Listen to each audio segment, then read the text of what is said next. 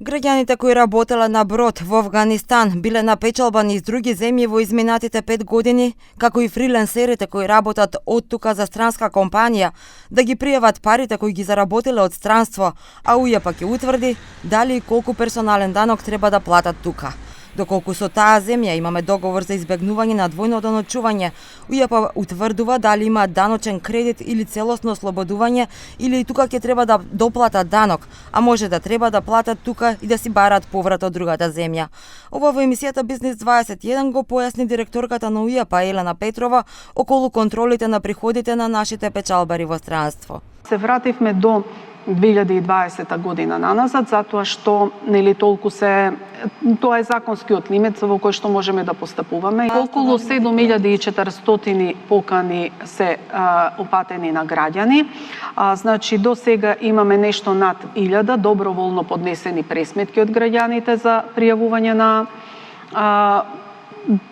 нивниот доход и нормално оданочување и имаме еве да ја проверам бројката, скоро 200 донесени даночни решенија. Петрова вели ова е универзално правило и сите наши резиденти имаат обврска данокот да си го платат во земјава. Под резиденти се лицата кои најмалку 183 дена во годината постојано или со прекин живееле во Македонија. Но УЈП проверува и дали имаат витални интереси како живеалиште, семејство дома. Тие што живеат овде имаат 183 дена, најмалку 183 дена во годината живеалиште во Македонија, тие овде треба да го платат данокот. Работата на брод зависи од тоа под која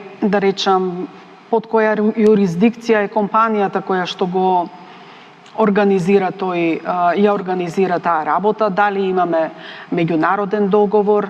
До нашата редакција веќе реагираа голем број граѓани на кои им стигнал повик да се јават во УЈП. Пред неколку години биле Авганистан, оствариле високи приходи, ги инвестирале во недвижност и сега прашуваат како да платат данок за парите кои ги потрошиле пред 5 години. Реагираат дека никој досега не ги информирал. Покрај овие приходи Петрова најави дека следна голема акција, иако се офатени со ова, ќе бидат проверките на закупите и сместувачките капацитети, особено преку Booking и други платформи, за да детектираат каде точно има пропусти во плаќањето на даноците.